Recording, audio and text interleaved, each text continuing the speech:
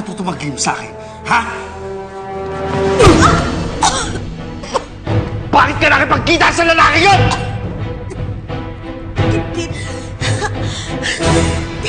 Tinawagan niya ako.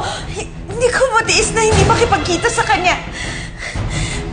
Pakiramdam ko may tinatago kayo sa akin ni Mama at kailangan ko malaman yon. Wala akong tinatago, Bettina! Bakit mo siya sinaktan kanina? Bakit tuwing magkikita kami nagagalit ka? Magsabi ka sa akin ng totoo! Pwede ba tama na?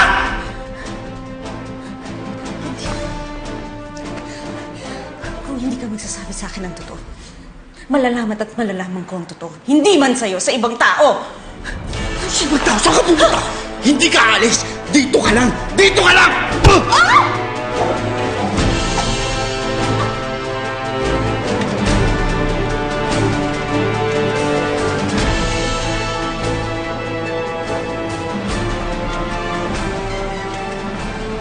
Malapit na dito yung village.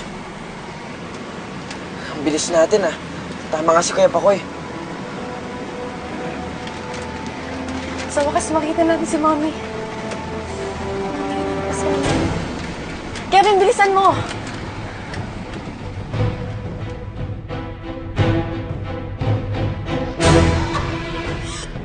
Tulungan niyo ako!